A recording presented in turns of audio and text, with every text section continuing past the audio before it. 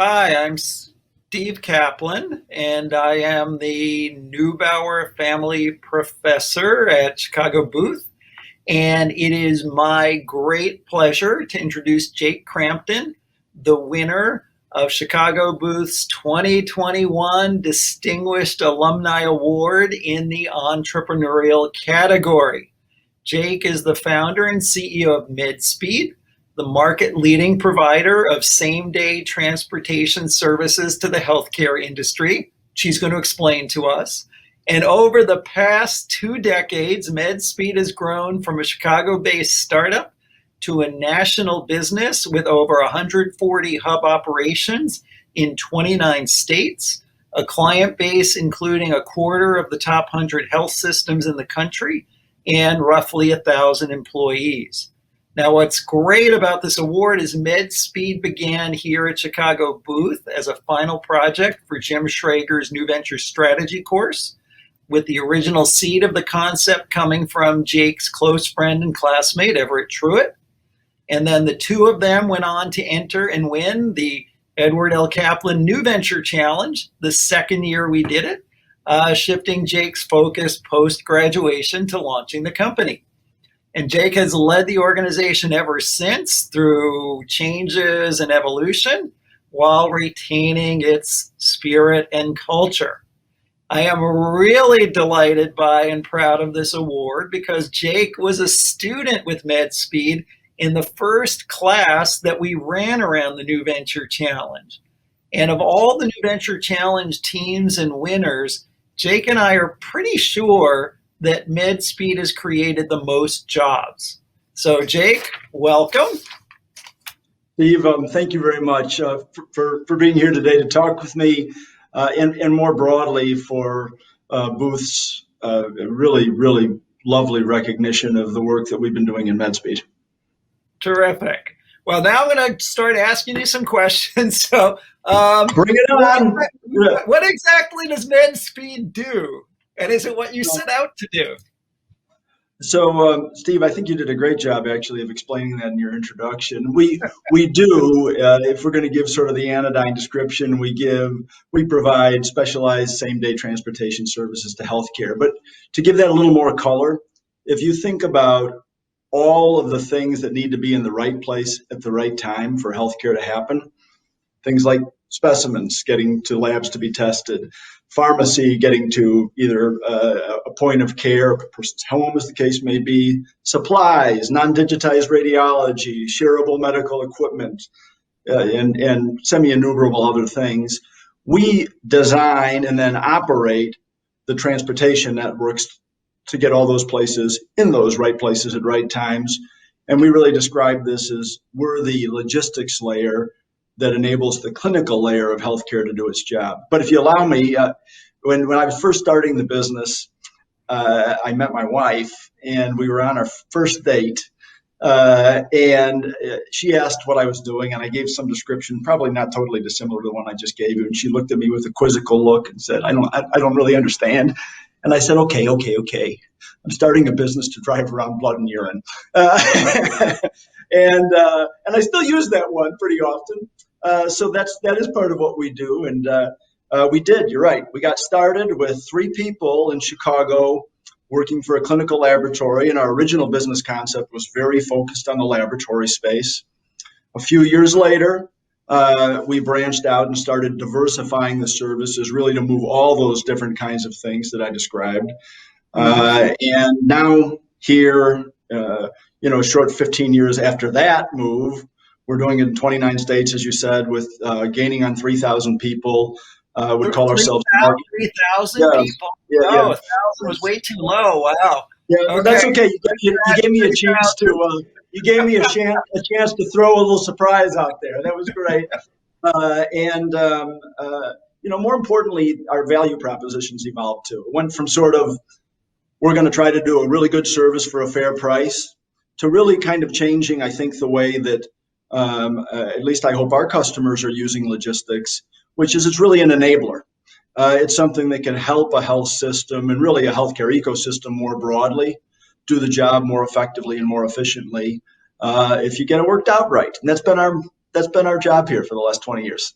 It's very cool because I mean the way I explain it to people is that when you started, you had all these clinical labs, you had all these doctors' offices, and they were all sending their own drivers and cars to each other, and so they were all intersecting. Yep. You basically said we're just going to do it for you. So instead of 10 drivers, 10 cars, which were poorly maintained, you have Yes. one car or van that's well maintained, safe, and you do it. So you take out 10 for one, and you improve quality and timing. And I guess you're now doing that on a bigger scale.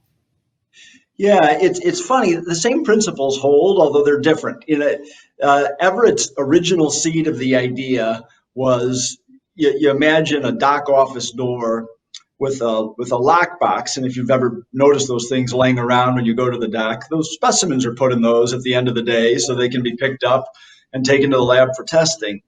And the original seed of the idea, Everett said, but if you really look closely, you'll see there's more than one of those. And the reason why is if we have the same doc, but maybe a different medical condition or more likely a different health plan, it'll mean that there's a different lab coming to get our specimen than the other guys. And so you have these multiple people showing up to the same door. Can we make it one person? As it turns out, our core market today is not the standalone clinical lab, but rather the integrated health system.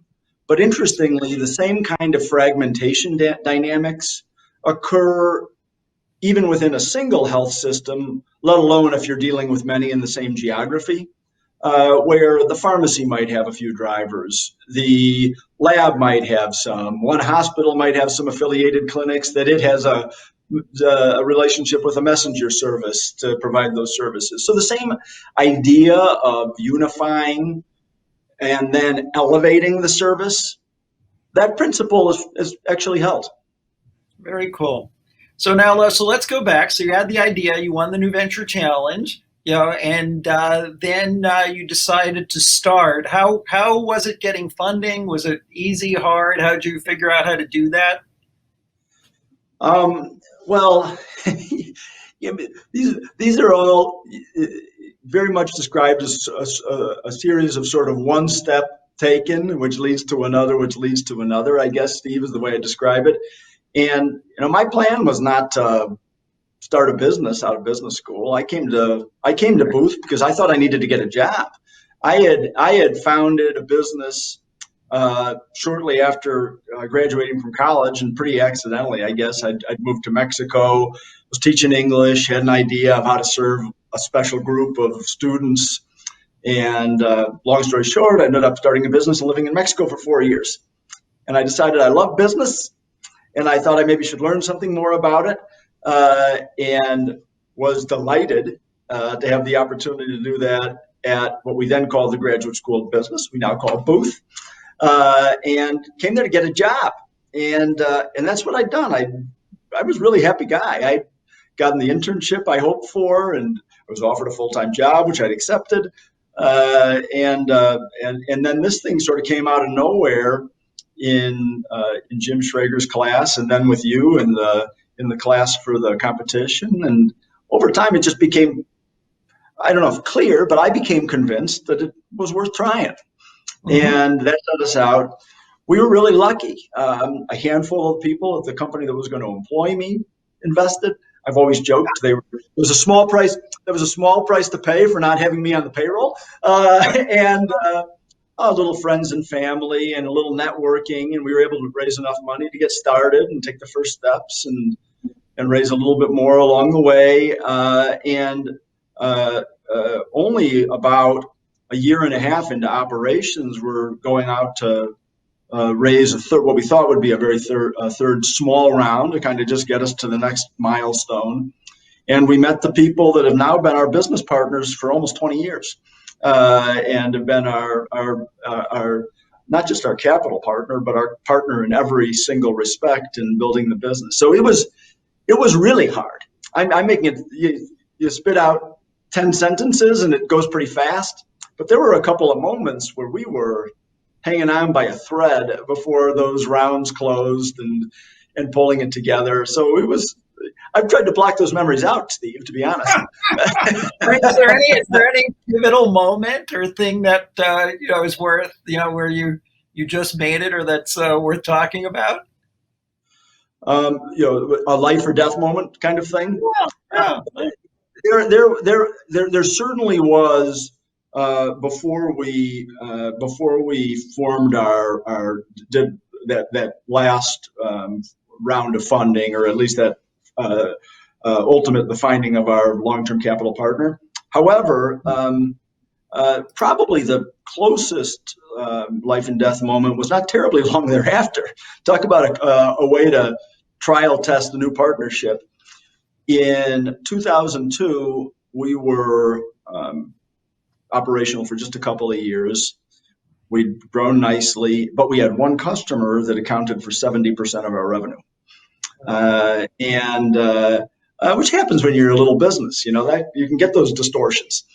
And anyway, they were acquired, and they were acquired by one of the two groups that at that point in time were our absolute top of the pyramid targets if we could scale our business and hit the business plan that we wrote with you in the New Venture Challenge, basically.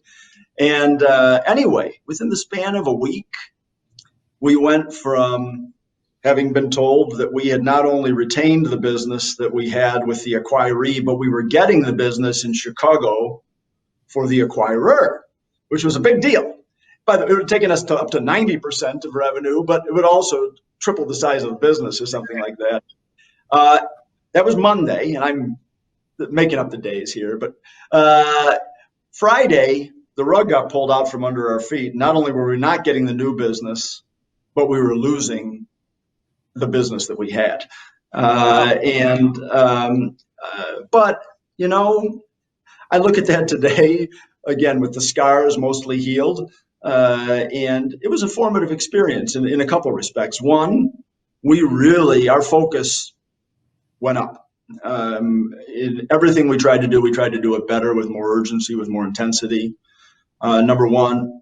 Number two, it was a formative experience for this brand new capital partnership we had. And I obviously I was incredibly fond of the folks already, but it became clear that we were dealing with just the absolute most world-class group of people that you could even imagine.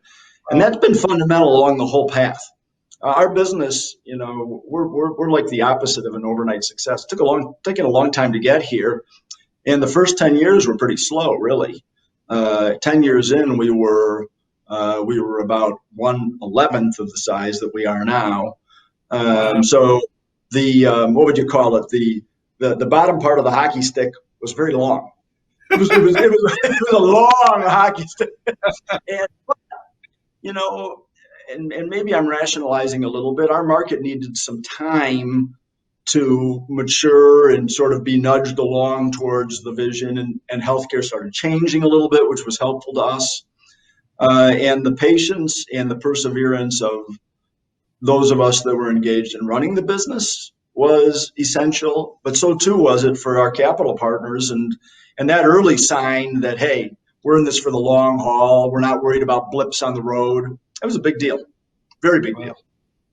So now what's next? Are you going to keep going? Are you going to sell? Are you going to, go to a SPAC? I don't know. What is that? Well, you got to go to a SPAC.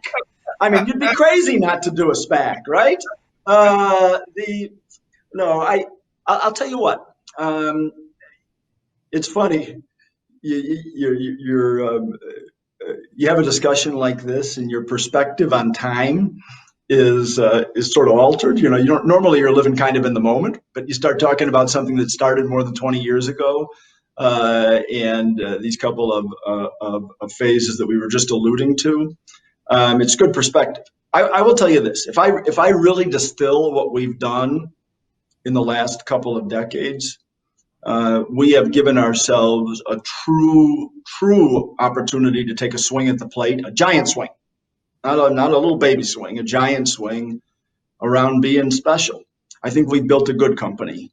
I think the work we do is pretty noble. We have a very good mission. We really do support the delivery of healthcare. But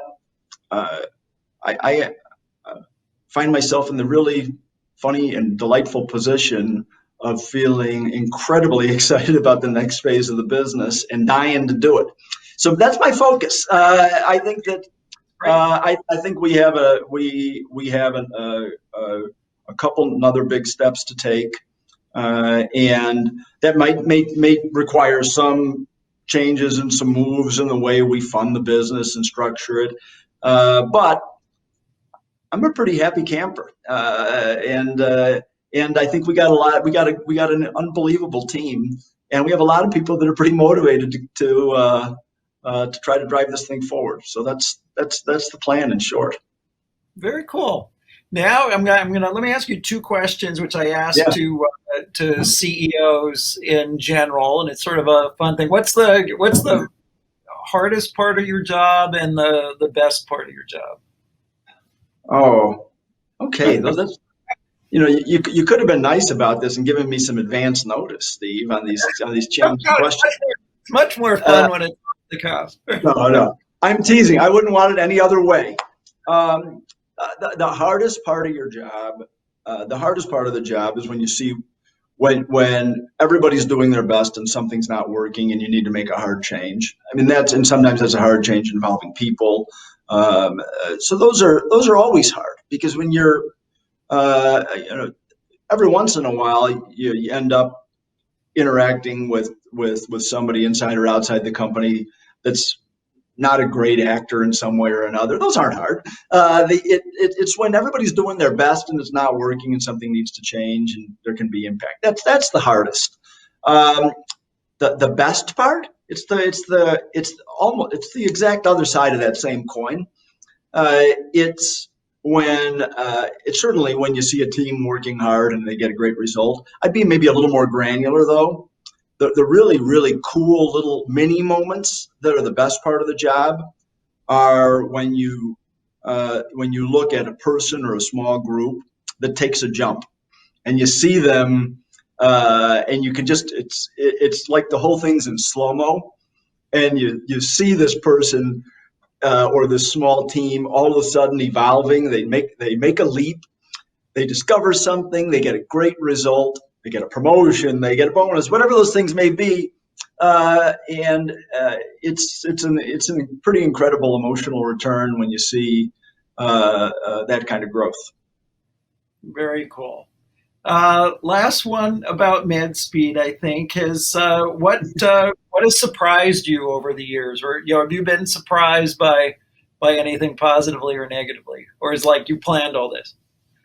No, Steve, if this was going according to plan, we probably would have been receiving this award about I don't know 17 or 18 years ago, and we'd be I don't know 40 times bigger than we are.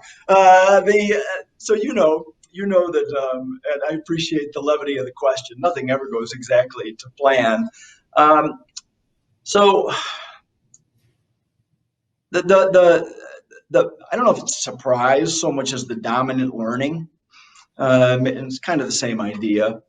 I think when uh, we were getting started with this business, I was 28 years old, and fresh out of the booth education and incredibly wet behind the ears, even for having had some entrepreneurial experience beforehand. And I had this vision of building a great organization that was probably uh, fairly technocratic in nature. You get the right people, the right structure, the right plan, the right blueprint. You have the right procedures. You have the right reporting mechanisms, and you basically turn on the machine and it goes. And I'm being a little dramatic maybe in the language. And so that was sort of the focal point of the strategy. And it was obvious almost immediately that was dwarfed by the importance of people and culture. And the good thing is, I think the group that was part of getting this started at the beginning, that we were oriented that way. Maybe I was thinking technocratically about the vision for building a great company, but we were, I think, decent people and that tried to treat each other and our customers well. So there were good formative moments there for culture, and it's been organic about sort of setting those expectations as the team has grown and attracting not a bunch of like-minded robots, but people that maybe had similar values, more or less. And that's been an organic thing that's grown. So the dominant learning, and probably, by the way, the most important part of my job today is that you pay a lot of attention to the health of the team and the health of the culture, and you live to it. You don't BS your way through it. That it's pretty awesome, and you get to feel good. I think, which revenue and profits and all those things are great, but getting to feel good is actually a pretty cool return also. That is very cool, and you have a lot of people to feel good about as we discuss. So Yeah. that is awesome. So Yeah. now let me shift a little bit to booth and advice. So when alumni talk about their booth education, they often say booth teaches you how to think, not what to think. And Mm-hmm. the question is, did booth how did booth help shape what you're doing? Well, And I you mean, as a person, the whole there's thing, right? probably a whole sub answer, which maybe I'll defer if we have time to get to it, about the role of the NVC more specifically, which obviously has this enormous impact on MedSpeed. But if I talk maybe a little more globally about Booth, the idea about, I think you said, how to think, not what to think, and uh, I would acknowledge, Steve, that I think I got dealt uh, a pretty good hand of cards. I have really great parents that had liberal arts educations, and it's not like we sat around the dinner table talking about it, but it was sort of something that was there, that education is about learning how to think and take things on. By the way, there's technical training. I think it's pretty important for doctors to get very specific training. Don't misunderstand me, but that was something, and I did that as an undergrad, and believe that in my bones. And by the way, if I was going to editorialize a little bit, now having kids in high school, getting ready to go to college, what seems to be a drift of education towards more and more job training is something that concerns me a little bit, actually. Mhm. So Booth, I make no bones about it. Booth put me on their wait list, and I called him up and said, "Listen." Uh, I called him up and said, "Listen, uh, if you admit me, I'm coming." It was my choice. I wanted to go there. The University of Chicago. I'm a native Chicagoan, and the awareness that this was the place, a place where sort of, I don't know, ideals like the life of the mind and thinking and all that really Mm. really matter. And I knew that was part of the business school, and so I was really attracted to that.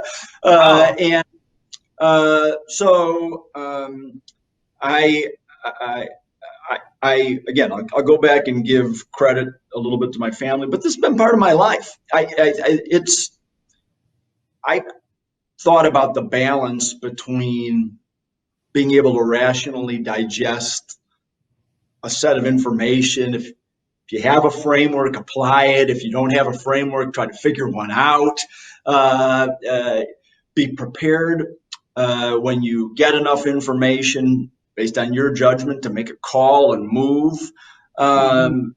Those things are those things. On my best days anyway, they drive me. But there's a right brain side of it too, which I think that little bit of left brain rigor and all that helps allow. And that's been the dynamic that, like I said, on my best days, I try to live to. And there's no doubt Booth was an essential step in that journey. Very interesting. So now let's go about the New Venture Challenge. How did Sure. that help you? Or did it help you? I should ask it. Well, I think it did. yeah, and I thought about this one a little bit, obviously before we chatted. I thought about it a lot over the years. Mhm. If I'm going to say it succinctly in one statement, the New Venture Challenge is responsible for MedSpeed existing twice, two ways. The Wow. one is kind of obvious, right? We had this. If it not been for the New Venture Challenge, MedSpeed would have been a 7-minute presentation. in Jim Schrager's class. That would have been the end. That would have been the end. It's not like we were so enamored of it, we were going to drop everything and do it. Jim mentioning to me after the presentation, is like, that's a really cool idea. You know, there's this new thing, the New Venture Challenge. You might want to try that. And you know, it sounded fun. So we tried it, and you know, the rigor of going through the course with you and there in its brand new state, and meeting different folks that were involved in the capital process or other entrepreneurs, and having to really refine this and stress test it. That was it was nice we won the competition, but it was seriously, it was the rigor though of having gone through this and felt like it was like there was some solidity to what we'd been working on that made me feel good about saying, okay, I know I was planning path A, let's try path B instead. So obviously that was number one here. It was responsible for it being launched. But you know, you've asked me about a couple of the, you know, what have been the harrowing circumstances along the way of capital raising or other near-death experiences. The way it's responsible in the second manner is it gave me a real hard head of being able to take some hits along the way and keep going. And I'll tell you, I developed a little theory on this, and on a handful of occasions, including down at Booth and with Polsky Center activities, I've had the chance to, you know, proselytize on this. I think there's kind of a little magic switch of entrepreneurship. I think there's this idea that it's sort of like the bolt of lightning, a romantic idea. You know, it pops into your brain and it's perfect, and everything just kind of unfolds from there. I think that's kind of a dangerous idea. Number one, I think you can sit and come up with ideas. My team in Jim Schrager's class, we came up with 20 of them. We chose this one. And so it doesn't need to be a bolt of lightning. And you shouldn't be persuaded by your own, you know, self-image of being a genius on having had one good idea. Going through the rigor, treating it dispassionately, really digging in, stress testing it, putting it in front of people, yourself included, that will try to point out its flaws. That's awesome and necessary. But then there's this magic switch that I'm referencing, and that's when you go. And after that, you need to basically not be willing to take no for an answer. Yes, you want to listen, you want to learn a little bit, you need to do course corrections. But if you're too easily knocked off the course, good things can die that way. And so the New Venture Challenge taught me that, and I. You know, for anybody that wants cheap advice, I would share it. It's if you have that surety of feeling like you're pursuing something that really makes sense, and you know it really makes sense, you're prepared to not be dissuaded of that very easily. Very interesting. Well, it's very good to hear. You know, that first year was like, that was the first year was a course. It was the second year was an amazing year because we had you. And we had two other companies that did well. One was a .com that actually FlySwat that actually got sold 3 years later for $100 million. And then there was another one that I think got started and got sold quickly, you know, for I think $20 million or something. So I was sort of shocked that first year at how good the teams were and how the process really worked. And so it's good to hear. However many years, 23 years later, I try not to count those, Steve. I prefer that we not do that subtraction audibly to other people. You know, that, I mean, like, you know, it is what it is. I mean, like I joke, the only good thing about getting older is your former students get more successful. And that is certainly the case with you. So, you know, I'm older, but it has its positives. So let's go back. So now, you know, any other advice you'd give to current teams in the New Venture Challenge? So have a thick skin. That's, you know, persevere. Well, but really, it's to take full advantage. I mean, it's to, I think the advice for a participant in the New Venture Challenge, and probably good advice for anybody, including you and me, Steve. And I'll just emphasize me because I need to tell it to myself on a routine basis. It's, whatever you're taking on, go for it and go for it hard. The New Venture Challenge is, particularly if you're doing the coursework with it, and therefore you're getting some of the additional experience. And I know it's become even more built out over the years. It's pretty awesome. You take classes at Booth. You pay a market rate, but a fair and high price for an outstanding education. And you're going to get a great return on doing that with the New Venture Challenge, just for going through the rigor of thinking about this and developing a concept, even if all of it ever is something you did and it stopped. Starting a business is not remotely an essential part out of getting an incredible return from that experience. But there's a chance it'll change your life. There's been a lot of, you referenced a couple from our vintage, but there have been some pretty awesome companies that have gotten started out of this thing. And therefore, I would say some lives that were pretty positively changed because they jumped in with both feet and gave this a real try. And for whatever reason, felt like their ideas should be taken forward and made into real businesses. That's kind of a neat maybe that you might get out of it if you really go for it hard. So, okay, so that's the New Venture Challenge. Let's say you don't have an idea, or to start something. Any other advice you'd give people who want to be in your shoes someday? Yeah, I suppose a couple things. One, there's nothing wrong with having friends and jumping on teams. I'd say, you said it in the introduction. I think I referenced it once subsequently. The original seed of this idea came from Everett Truitt, What is he doing now? He didn't go. He didn't come do it with you. Everett's a many times over successful CFO, and Wow. he's done incredible. He's done incredible, and there's a story for another day about the decision Sorry. making. Then, no. It's not, there's nothing. It's not that it's private. It just wasn't. It wasn't the right. The things that made sense for the two of us at the time were different, and that was fine. But he's killed it.